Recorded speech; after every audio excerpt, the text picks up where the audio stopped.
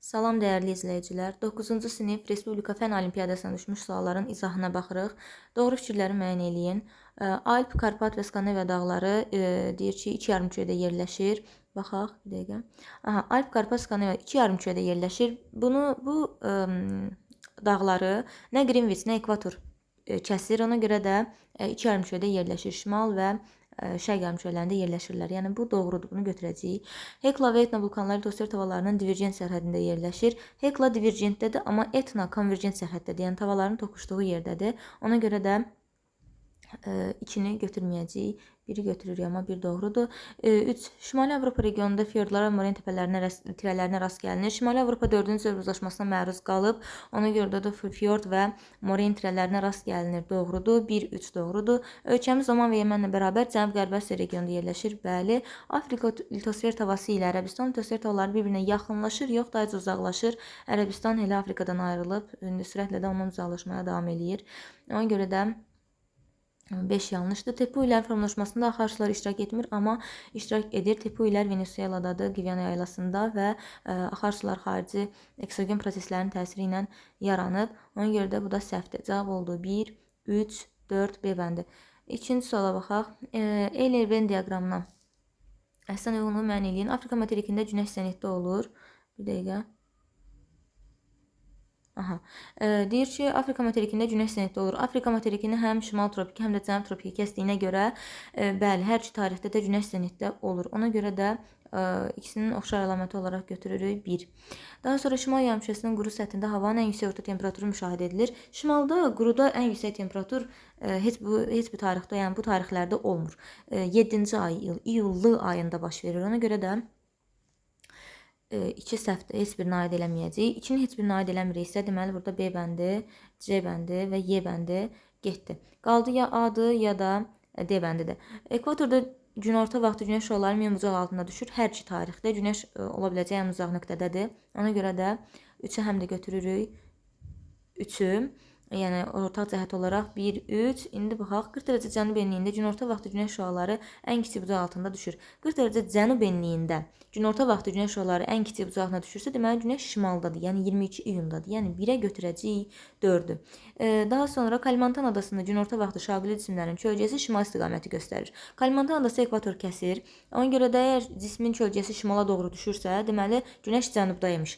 Ona görə də 22 dekabr tarixinə uyğun gəlir bu. Bu da aid olacaq 2-yə 5. Qütb dairə xəttində gecə-gündüzün adi növbələşməsi pozulur. Bəli, 22 iyunda şimal qütb dairəsində məsələn bir gün günəş batmır. 22 dekabrda isə şimal qütb dairəsində bir gün günəş çıxmır. Yəni adi növbələşmə pozulur. Daha sonra burada isə bizdən doğru olmayan fikirləri istəyir. Doğru olmayan fikirləri müəyyən edin. Okeanda 4500 metr dərinliyə ixtilot cihazı ilə 6 saniyə ölçmək mümkündür. Biz bilirik ki, səs 1 saniyədə 1500 metr məsafə qət edir. Amma indi isə x saniyəyə 4500 metr gedər. X bərabərdir 3 saniyə. Deməli, səs, ixtilotdan göndərilən səs 3 saniyəyə gedir, 3 saniyəyə də qayıdar. Ona görə də 6 saniyə ölçmək mümkün olar. Bəli, bir düzdə 10 geri götürməyəcəm. Daha sonra isə mən biri götürmürük. Afrika və Cənubi Amerika litosfer tavalarının toqquşma yox. Afrika və Cənubi Amerika bir-birindən dayca ayrılır. Ona görə də bu yanlış fikirdir. Ona görə də bunu götürəcəm. Müvəqqəti və qısa müddətli yaşayış üçün əhalinin ölkəni tərk etməsi emiqrasiya. Emiqrasiya ölkədən əhalinin ölkənin daimi olaraq tərk edib getməsidir. Müvəqqəti gedirsə elə bu müvəqqəti miqrasiya adlanır. Ona görə də 3 yanlışdır. Bunu da götürəcəm. Peru və Krosiya okean cərəyanları eyni okeanda hərəkət edir. Peru cərəyanı Sakit okeandadır, Cənubi Amerikanın qərbində, Krosiya da Asiyanın şərqində, bu da Sakit okeandadır. Ona görə hər ikisi eyni okeandadır. Bu doğru fikirdir, ona görə bunu götürmərəm. Deməli biz variantlardan 1 və 4-ü çıxmalıyıq. 1 və 4-ü çıxırıq, qalır 2, 3 ya 5 deyə 6-dır. Krosiya qüvvəsi küləklərin okean cərəyanlarının hərəkət istiqamətinə təsir edir. Krosiya qüvvəsi yer kürəsi öz oxu ətrafında dönəndə yaranan meyl etmə qüvvəsidir. Bu da cərəyanların şimal yarımkürəsində sağa, cənub yarımkürəsində isə sola meyl etməsinə səbəb olur. Ona görə də bəli, təsir edir. Bu da doğru fikir deyə götürmürəm. Cavab qalır 2, 3, 6. Qabarma çəkilmə dalğalarına qapalı axar sövsələrdə rast gəlinmir. Əslində rast gəlinir, sadəcə çox kiçik olduğuna görə hiss olunmur bu dalğalar. Daha sonra Yəni çox zəif olur. 50 dərəcə şərq uzunluğu ilə cənub istiqamətində hərəkət edən tədqiqatçı çatdığı məntəqə ilə cənub qütb ayrı xətti arasındakı məsafənin 2220 km olduğunu müəyyən etdi. Bu məntəqəyə çatmaq üçün 721,5 km hərəkət edib. İndi baxaq. 721,5 km hərəkət eləyibsə, meridianla gəlib də aşağıya doğru. Bunu bölürəm 111-ə, tapıram ki, 6,5 dərəcə cənuba doğru bu hərəkət eləyib. 6,5 dərəcə hərəkət edib. Aha, deyir çatdığı məntəqə ilə, bilmirəm hara çatıb. Bir çatdığı məntəqə ilə cənub qütb dairəsi, yəni 66,5 dərəcə arasında 2220 km, yəni onu da bölürəm 111-ə, 20 dərəcə var imiş. İndi 66,5 ilə 20 dərəcə arasında məsafə olan yer hara ola bilər? Təbii ki, 46,5 dərəcə. 46,5 dərəcə cənub enliyindəymiş bu. Yəni çatıb bura. Nə qədər yol gəlib bura çatmaq üçün? 6,5 dərəcə. 6,5 dərəcə gəlibsə, deməli 40 dərəcə cənub enliyindəymiş ki, 6,5 dərəcə cənuba gəlib, çatıb 46,5-ə. Deməli biz burada 40 dərəcə cənub enliyi, 50 dərəcə şərq uzunluğunu axtarırıq. Tasmaniya adası ilə eyni işıqlama qurşağında yerləşir. Tasmaniya adası Avstraliyanın cənubundadır və mülayim işıqlanmaya düşür. 40 dərəcə cənub enliyi də mülayim işıqlanmaya düşür. Deməli bir düzdür. Yer kürəsi xəyali ox ətrafında fırlanma sürəti 1281 km/saatdır. Biz bilirik ki, yer kürəsi 1 saata 15 dərəcə dönür və 40 dərəcəlik paraleldə 1 dərəcəlik qövsün uzunluğu 85,4 km-dir. 85,4-ü vururam 15-ə, o da eləyir 1281 deməli 1281 km. Deməli bu da doğrudur. 1, 2 doğrudur. 2 materiklə kəsişir. 40 dərəcə cənub enliyi Yeni Zelandiyadan keçir. Deməli o Afrika və Avstraliyanı kəsmir. Bir dənə Cənubi Amerika ilə kəsir. Ona görə də 2 materiklə kəsişir. Yanlışdır. Daha sonra il ərzində günorta vaxtı günəş şüalarının maksimum minimum düşmə bucağı fərqi 43 dərəcədir. 40 dərəcə cənub enliyi ilə 40 dərəcə şimal enliyi, yəni Bakı ilə Bakının əksində belə deyək. Yəni Bakıda da maksimum minimum düşmə fərqi 47-dir. Deməli 40 dərəcə cənub enliyində də elə maksimum minimum düşmə fərqi 47 dərəcədir. 73,5-dən çıxırıq 26,5, o da eləyir 47 dərəcə. Yəni 43 deyil, bu səhvdir. Günorta vaxtı şaubili cisimlərin kölgə uzunluqları heç vaxt sıfıra bərabər ola bilməz. Bəli, çünki günəş zenitdə olmur 40 dərəcə cənub enliyində. Ona görə də heç vaxt sıfıra bərabər ola bilməz kölgə. Bakı şəhəri ilə arasındakı məsafə bu miqyaslı xəritədə 160 cm-dir. Ümumiyyətlə indi biz 1, 2, 5 tapdıq, amma variantda yoxdur. Ona görə də 6-ya da baxaq. Və 2 ilə 3 dəqiq səhvdir. 2 ilə 3-ü dəqiq çıxanda cavab 4, 5, 6 qalır. Bu miqyaslı xəritədə 160-dır. 4 dənə 0 burada avtomatik var çıxdı. Bir dənə də 0 üçün gəldi 55,5 oldu. 55,5 miqyaslı xəritədəki məsafədə 160-dır. Vururam eləyir 8880 km. Deyir Bakı şəhəri ilə bu miqyaslı xəritədə 160 cm arasında. Deməli 8880 km var imiş. Həqiqətən də 40 dərəcə cənub enliyi, 40 dərəcə şimal enliyi. Arasında nə qədər var? 80 dərəcə. 80 da vururam 111-ə, 8880. Bəli. Yəni Bakı şəhəri ilə arasında bu miqyaslı xəritədə məsafə deyir 160 cm-dir. Bəli. Daha sonra əhali sayı 100 milyon nəfərdən çox olan ölkələr, bu ölkələrə aiddir Filippin, Efiopiya və Meksika, Argentina, Tayland və Cəzairdə əhali hələ 100 milyona çatmayıb. Daha sonra keçək digər suala. 6-cı sual. Burada doğru fikirləri istəyir. Deyir ki, antisiklonun mərkəzində alçaq təzyiq. Antisiklon çölə doğru oxların getməsidir. Çölə doğru gedirsə, deməli mərkəzdə yüksək, kənarda alçaq təzyiqdir. Bizdə isə deyir ki, antisiklonun mərkəzində alçaqdır. Bu siklona aid ifadə. Ona görə bu doğru deyil, getdi. Iceberglər həm okean, həm örtük buzaqlarından əməyə gəlir. Iceberglər şirin sulardan, ona görə də örtük buzaqlarından əməyə gəlir. Ona görə bunu da götürməliyik. Okean çünki duzlu olardı. Böyük yedili qrupuna daxil olan ölkələr ABŞ, Kanada, Almaniya, İtaliya, Fransa, Böyük Britaniya və Yaponiyadır. Onu da deyir, yalnız üçü federativdir. ABŞ, Kanada, Almaniya federativdir. Yəni bu düzdür, 3-ü götürəcəm. Antarktikadan başqa bütün materiklərdə savan və seyrək meşələr təbii zonlarına rast gəlinir. Bəli, bu da düzdür. Materik dediyi üçün düzdür. Qitə olsaydı, məsələn, Avropanı deməli idi. Amma materik olaraq doğrudur. Yeni Zelandiya, Singapur, İsrail inşa etmiş ölkələrdir. Bəli, okeanlarda olan bütün dalğalar xarici, eksogen yox, endogen də ola bilər. Məsələn, zəlzələnin təsiri ilə. Ona görə də cavab 3, 4, 5. Bəli, doğrudur burada da. Daha sonra daimi küləklərdir. Daimi küləklərdən deyir ki, tropik enliklərdə mülayim enliklərə doğru hərəkət edir. Tropiklərdə mülayimə doğru gələn qərb küləkləridir. 2-yə A-dır. Ölkəmiz üçün xarakterikdir. Yenə qərb küləkləri, çünki biz də mülayimdəyik. Daha sonra istiqamətini ildə 2 dəfə dəyişir. Bu mussonlara aiddir. Bu ümumiyyətlə heç birinə aid deyil.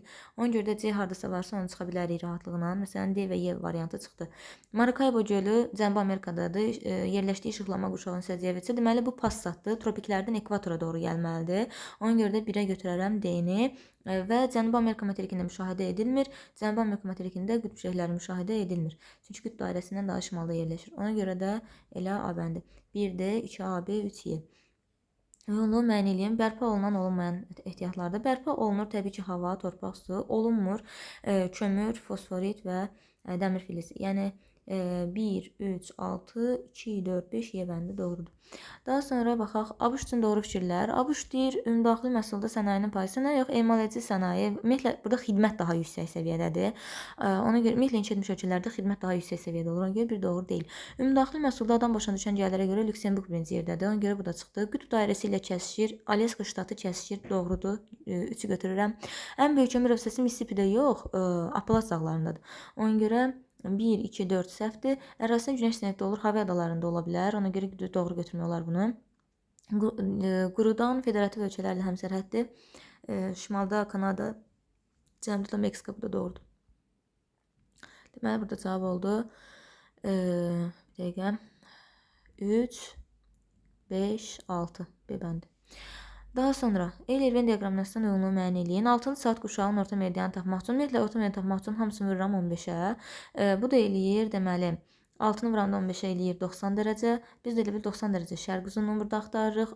12-ni vuranda 180 dərəcəlik meridiandır bu və 18-ci saat qurşağı da 18-də isə 24-dən çıxırıq 18-i qəbul olduğuna görə eləyir 6, bunu da 15-ə verəndə 90 dərəcə qərb uzunluğu. Yəni 90 şərq, 90 qərb və 180 dərəcəlik meridianlara baxırıq. Avrasiya materiki ilə kəsişir. Avrasiya materiki ilə kəsişir. 90 dərəcə şərq uzunluğu və 180 dərəcəlik meridian. Ona görə də 1-ə aid olacaq A. 3 yarımkürədə yerləşir. Deməli, 180 dərəcəlik meridian şərq-qərb, şimal-cənubda yerləşdiyinə görə buna aid edə bilmərik, amma 90 şərq, 90 qərb yarımkürədə yerləşir deyə bilərik. Çünki ekvatordan şimal-cənub, bir də şərqi var. Bu isə ekvatordan şimal-cənub və qərbi var. 3 yarımkürədə yerləşir. 2-yə götürəcəyik. Olacaq B. Üçüncüsünə isə aiddir. Deməli, nə? Günəş hər zaman zenitdədir. Bunu heç birini deyə bilmərik. Çünki biz enliyi bilməliyik zenitdə olmasını bilmək üçün. Sakit və şimal buzlu okeanlarla kəsişir. 180 dərəcəlik meridian, ümumiyyətlə şimal buzlu okeanı bütün meridianlarla kəsişir. Ona görə də hər hansı birinə aid ola bilər. Sakit okean deyirsə, burada da 90 dərəcə şərq uzunluğu hələ materikin üzərinə düşür, Avrasiyaya düşür, belə deyək. Sakit okean gəlib çıxa bilmir, çünki 180-dən şərqdə olmalıdır, belə deyək. Ona görə də burada götürürük 90 dərəcə qərb uzunluğu. 90 dərəcə qərb uzunluğu və 180 dərəcəlik meridian, deməli, sakit və şimal buzlu okeanlarla kəsişir. Burada 90-a aid eləyə bilmədik, çünki 90 dərəcə şərq uzunluğu elə materikin üzərinə düşür. Yəni Avrasiyaya düşür, Hind okeanına düşür, Şimal buzlu okeanına düşə bilər, amma Sakit okeanına düşmür. Alp molay geosignal qurşağı ilə kəsişir. Bu da yalnız 90 dərəcə şərq uzunluğuna aid ola bilərdi, o birisilərə yox. Daha sonra keçək bir yana. Ölkəmiz hansı miqyasla tərtib edilmiş xəritəsi daha böyük sahəyə malikdir. Daha böyük miqyasla göstərilən daha böyük sahəyə malik olur. Ona görə də Y bəndi doğrudur. Yəni nə qədər miqyas kiçik olsa, o qədər kiçildilib deməkdir. Nə qədər miqyas böyük olsa, o qədər ərazisi böyük göstərilir deməkdir. Ona görə də Y bəndi burada doğrudur. Daha sonra isə uyğunsuzluğu istəyir. Yəni doğrunun altına yanlışı götürmək lazımdır. Ölkəmizdə deyir günəş radiasiyasının maksimum həddi Zəngəzur düzdür, Naxçıvan dağlarındadır, amma 200 deyil, 150-260 kilokaloridir. Ona görə də doğruda yanlışdır, ona görə biri götürəcəm. Ölkəmizin ərazisinin əsas hissəsi keçidlədir, bəli, subtropikdədir əsas hissə, ona görə də 2 doğrudur, doğruda doğrunu götürmərəm. Deməli, burada biri götürürəm, 2-ni götürmürəm, 2 çıxdı, 2 çıxdı, biri dəqiq götürürəm. Kəlbəcər və Cəbrayıl inzibati rayonları eyni ölkə ilə həmsərhəddir. Kəlbəcər Ermənistanla sərhəddədir, Cəbrayıl İranla sərhəddədir. Yəni doğrunun altına yanlışı verdiyinə görə götürəcəyəm. 1-3. Naxçıvanda həm polimetal, həm molibden ehtiyatları var. Bəli, polimetal Şərurda gümüşlü, molibden Ordubadda Paraqaçay, Diyaqçay var. Ona görə də yanlışda doğru verdiyinə görə götürəcəm. Cavab 1-3-4 C bəndidir. Madagaskar materik, Kalimantan da materik mənşəlidir. Yanlışda yanlışı verdiyinə görə götürmərəm. Səudiyyə Ərəbistanının mütləq, Bruney isə müstəvi monarxiyadır. Bunlar hər ikisi mütləqin elə teokratik monarxiya tipinə aiddirlər ikisi də. Deməli, yəni yanlışda yanlış verib elə. Ona görə götürmədim. Daha sonra meridianlar yarımçevrədir. Aha, qütbləri birləşdirən yarımçevrələrdir. Paralellər çevrədir. Bu doğrudur. Bir götürərəm. Daha sonra 70 dərəcə şərq uzunluğunun əks meridianı, bəli, 180-də tamamlamaq lazımdır. 110 dərəcə qərb uzunluğudur. Bu doğrudur. Yanlış verdiyinə görə götürmürəm. Ekvatorda günəş şüaları günorta vaxtı maksimum və minimum düşmə bucağı fərqi 23.15. Ekvatora maksimum düşür elə 90, minimum düşür 66.5. 90-dan da 66.15 çıxanda düşür 23.5. Yəni yanlış dediyinə görə bu doğrudur əslində, yəni. Yanlış verdiyi üçün çıxırıq. 2 ilə 3-ü bütün cavablarda çıxacaq, qalacaq bunlar. 22 iyun tarixində 62 dərəcə şimal enliyində qütb gündüzləri, qütb gecə və gündüzləri yalnız 66.5-dən şimalda və 66.5-dən cənubda ola bilər. Yəni bu doğru dediyinə görə bu da yanlışdır. Getdi cavab 1, 5, 6. Şimal şərq istiqaməti 45-in yarısı 22.5 eləyir. Onun da üstünə 180 gələndə geri qayıtmayı tapmaq üçün. Bu da 202.5 desən eləməlidir. Yəni bu yanlışda yanlışı verib. 225-dən qayıdır, yanlışdır. Yanlışda yanlış verdiyinə görə götürürük. Şimal yarımkürəsində qütb ulduzunun görmə bucağı ilə coğrafi enliyin dərəcə qiyməti eynidir. Doğrudur, bəli. Cavab D-bəndi. Daha sonra baxaq bura. Yaponiyada deyir ki, idarəetmə qanunları parlament tərəfindən qəbul olunur. Yaponiya bilirik ki, monarxiya quruluşudur. Ona görə də qanunlar parlament tərəfindən qəbul edilir. Bunu götürə bilərik. Bu hələ dursun. Monqolistan ərazisinin əksər hissəsi əkinçilik üçün yararlıdır. Monqolistan dağlıq, belə deyək də, əkinçilik üçün əlverişli bir yer deyil. Dağlıq da əksər ərazisi. Ona görə də İkincisi üçün yararlıdır, yanlışdır. Bizdən uyğun xüsusiyyətləri soruşur. Öncə 2-ni götürməliyik. 2 çıxdı, 2 çıxdı. Pakistan Hind çayının mənsəbi yerləşir. Bəli, Hind çayı Pakistandan tökülür Hind okeanına. Ona görə də 3 doğrudur. Daha sonra Çili Braziliya ilə həmsərhəd deyil. Çili, Braziliya. Bəli, Cənubi Amerikada ümumiyyətlə Çili ilə Ekvador ölkəsi Braziliya ilə həmsərhəd deyil. Ona görə də 4 də götürürəm. Kamerunda günəş deyir il boyu zenitdə olur. İl boyu zenitdə olur, yox, ildə 2 dəfə zenitdə olur olmalı idi. Ekvatora yaxın yerləşdiyinə görə deməli 5 də səhvdir. 5-i də çıxdıq, 5 də çıxdıq. Cavab 1, 3, 4. Yaponiya deməli idarəetmə qanunları parlament tərəfindən qəbul edilir. 3 Pakistan Hind çayının mənsəbidir. Çili Braziliya ilə həmsərhəd deyil. Türkiyədə deyir orta hündürlük Danimarkanın orta hündürlüyündən daha azdır. Xeyr, Danimarka düzənlikdə yerləşir, yəni düzənlikdə onun orta hündürlüyü çox azdır. Amma Türkiyə dağlıq ölkədir, ona görə də orta hündürlüyü daha çox olar. Məsələyə baxaq. Dağın ətəyində atmosfer təzyiqi 680 mm civə sütunudur. Bir dənə dağ var. Bu dağın ətəyində təzyiq 680 mm civə sütunudur. Maksimum hündürlüyü dəniz səviyyəsindən, dəniz səviyyəsi, deməli dəniz səviyyəsi 0 metr. Dəniz səviyyəsində deməli hündürlüyü 3300 metrdir. 3300 metrdir. Dağın zirvəsi ilə ətəyi arasındakı temperatur fərqinin Frangeç qalasını müəyyən edin. Deyirik ki, dəniz səviyyəsindən normal atmosfer təzyiqi var. Dəniz səviyyəsində normal atmosfer təzyiqi isə deməli 760-dır. Birinci dəniz səviyyəsi ilə dağın ətəyi arasındakı məsafəni tapaq. 760-dan çıxırıq 680-dır.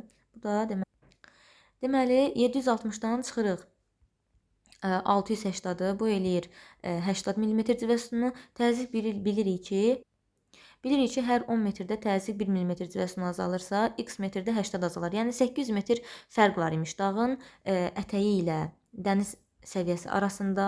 Dağın ətəyi ilə dəniz səviyyəsi arasında 800 metr məsafə var imiş. Deyir ki, dağın da hündürlüyü dəniz səviyyəsindən 3300 metrdir. İndi dağın ətəyinin hündürlüyünü tapa bilərəm də mən. Dağın zirvəsindən, əgər dəniz səviyyəsindən dağın ətəyinə qədər olan x metr, ətəyi bilmirəm də nə qədərdir. Çıxsam mən deməli dağın zirvəsi ilə dağın ətəyi arasındakı hündürlük fərqini tapa bilərəm. 3300-dən çıxıram 800 metri, bu da eləyir 2500 metr. Deməli dağın ətəyi ilə dağın zirvəsi arasında deməli nə qədər var imiş? Bu hissədə 2500 metr məsafə var imiş. Dəniz səviyyəsi ilə dağın ətəyini çıxdım. Tapdım 800 metrdir. Deməli dağın zirvəsi ilə də dəniz səviyyəsini çıxanda dağın ətəyi ilə zirvəsi arasındakı hündürlük fərqini tapmış olduq. Bu da bizə verdi 2500 metr. Bilirəm ki, hər 1000 metrdə temperaturum 6 dərəcə azalır. İndi mən 2500 metr qalxmışam. Nə qədər azalacaq? 2500-6-ya bölsəm, bu da eləyir 15 dərəcə. Deməli, temperaturum 15 dərəcə azalıb. Bunu Selsidən Frangetə çevirmək üçün də 15-i vurmalıyam 1.8-ə, üstünə gəlməliyəm 32. Bu da eləyəcək 59 Franget yebəndi. Bir daha deyirəm, burada bizə dağın ətəyindəki təzyiqi vermişdi və zirvənin hündürlüyünü vermişdi. Və bu zirvənin hündürlüyü dəniz səviyyəsindən hesablanıb. Yəni dəniz səviyyəsindən zirvəyə qədər 3300 metr var idi. Dəniz səviyyəsində təzyiq 760-dırsa, dəniz səviyyəsindən dağ ətəyi arasındakı təzyiq fərqini tapdım. 80 mm civə sütundu. Bu da 800 metr elədi. Deməli dağın dəniz səviyyəsi ilə dağın ətəyi arasında hələ 800 metr var imiş. Mənə də deyir ki, burada dağın maksimum hündürlüyü dəniz səviyyəsindən 3300-dür. Deməli dəniz səviyyəsini bundan çıxsam, 3300-dən 800 çıxsam, mən dağın ətəyini tapmış olaram. Daha doğrusu dağın ətəyi ilə zirvə arasındakı fərqi tapmış olaram. 3300-dən 800-ə çıxdım. Bu da elədi 2500 metr. Deməli 800 bunun dəniz səviyyəsi ilə dağın ətəyi arasındakı yer imiş. Dağın özünün ümumi dağın ətəyi ilə zirvə arasında 2500 metr var imiş. Daha sonra baxaq İslam Əməkdaşlıq Təşkilatına üzv olan ölkələrdən deyil. İslam Əməkdaşlıq Təşkilatına üzv ölkələr İslam ölkələridir. Yəni İrandır, Türkiyədir, Pakistandır. Gürcüstan, Moldova və Ukrayna isə üzv deyil. Daha sonra deyir ki, Ural çayı Rusiya, Qazaxıstan ərazisindən keçir, sonra gəlir tökülür Xəzər dənizinə şimaldan. Ona görə də iki ölkə ərazisindən axır, bu doğrudur. Amudərya şərq yox, qərb istiqamətində axır, hətta şimal-qərb istiqamətində. Ona görə də bu yanlışdır. Konqo mənsəbinin yerləşdiyi okeanda günəş il vaziyətində olur. Atlantik okeanında bəli. Daha sonra bu da doğrudur. Taxo daxil dənizə yox, Taxo Portuqaliya ərazisindən birbaşa Atlantik okeanına tökülür. Ona görə yanlışdır. Murray qırışıq dağda yox, Faylı dağda yerləşir. Çünki Böyük Avstraliya dağlarından başlayır. O da deməli Faylı dağdır, qədim dağdır. Amur kənar dəniz. Əslində Amur Tatar boğazına tökülür. Saxalin adası ilə materik arasında qalan Tatar boğazına tökülür, amma o da Oxot dənizi olaraq götürülüb yəqin ki, ona görə cavab burada 1, 3, 6 B bəndidir. Daha sonra son suallara baxırıq. Quba Xaçmaz deyir iqtisadi rayonunun tərkibində 9 yox, 5 inzibati rayon var. Quba, Qusar, Xaçmaz, Siyəzən, Şabran rayonlarıdır. Yəni bu yanlışdır, ona görə bunu götürmərəm. Doğru sıralar istəyir bizdən. Dağlıq Şirvan xarici ölkə ilə həmsərhəd deyil, bəli deyil. Gəncə Daşkəsən, Filiz təbii ki də Gəncə Daşkəsən oradadır. Şərqi Zəngəzur yalnız bir yox, həm Ermənistan, həm İranla sərhəddə, ona görə götürmürəm. Mərkəzi Aran yalnız yarımsəhra qurçöldədir, bəli. Naxçıvanda mülayim isti iqlim demək olmaz. Naxçıvanda mülayim isti iqlim yoxdur. Ona görə cavab olur 2, 3, 5 deyəbəndi. Ağ materiki həm şimal, həm cənub, həm və ümumilikdə 3 yarımkürədə yerləşir. Həm şimal, həm cənubda yerləşirsə, deməli bunu ekvator kəsməlidir. 3 yarımkürədə yerləşirsə, deməli bu Cənubi Amerikadır. Afrika nəyə götürmürəm? Çünki Afrika 4 yarımkürədə yerləşir. İndi baxaq 3 yarımkürədə yerləşir. Deyir ki, doğrudursa plus, yanlışsa minus. 3 işıqlanma quşağında yerləşir. Cənubi Amerikanı düşünürük. Cənubi Amerika 3 işıqlanma. Tropiki var, mülayimi var, amma deməli cənub qütb dairəsi kəsmədiyinə görə deməli aktik işıqlanma quşağı, daha doğrusu qütb işıqlanma quşağına düşmür. Ona görə də 3 işıqlanma quşağında yerləşir, yanlışdır. Elə yanlış olaraq verdiyinə görə biri götürəcəm. Daha sonra şərq yarımkürəsində yerləşir. Şərq yarımkürəsində Cənubi Amerika şərqdə yox, qərbdə yerləşir. Yanlış olaraq verdiyinə görə götürəcəm 2-ni də. Hər iki tropik xətti ilə kəsişir. Cənubi Amerika yalnız cənub tropikindən kəsişir. Ona görə də bu yanlış olmalı idi. 3-ü götürmürəm. Silindrik proyeksiyada bilirik ki, ekvator və ərazilərdə təhrif çox az olur. Ən cənub hissəsi daha çox tərifə məruz qalacaq. Bəli, bu doğrudur. 4-ə götürəcəm. 1, 2, 4-də cavab. 23-cü saat quşağının orta meridianı kəsir. 23-ü orta meridian tapmaq üçün 24-dən 23 çıxırıq eləyir. 1 vur 15-ə eləyir 15 dərəcə qərb uzunluğu. Bu da hələ okeana düşür. Ona görə də kəsişməz, yəni doğru olaraq verib xeyr yanlışlığını götürmərəm. Gecə və gündüzün il boyu bərabər olduğu məntəqələr mövcuddur. Bəli, bu da doğrudur, amma yanlış olaraq verib. Ona görə də bunu götürmürük. Çünki ekvator və ərazilərdə, ekvatorda yəni 12 saat gecə, 12 saat gündüzdür. Yəni bu doğru olmalı idi. Daha sonra çaylarla bağlı uyğun fikirləri müəyyən eləyin. Kür çayı, Araz çayı. Kür çayı 3 ölkədən keçir. Baxaq, Türkiyədən başlayır. Kür çayı Gürcüstandan keçir, daha sonra Azərbaycan. 3 ölkə doğrudur. Qızılgöyək dağından başlayır, doğrudur. Göyçayda ərazisindən axır, xeyr. Çünki Kürün solunda yerləşir Ağ, Zər, Kür, Hacı. Yəni Ağdaş, Zərdab, Kürdəmir, Hacıqabul. Ona görə də bu səhvdir. Araz çayı Gürcüstandan yox, deməli Türkiyə, daha sonra Azərbaycan və daha doğrusu İran Ermənistan sərhədindən axır, sonra da Azərbaycana daxil olur və Xəzər dənizinə birbaşa tökülmür, kürə tökülür. Bingöl hissəsindən başlayır, doğrudur. Cavab 1, deməli 2, 5 A bəndi.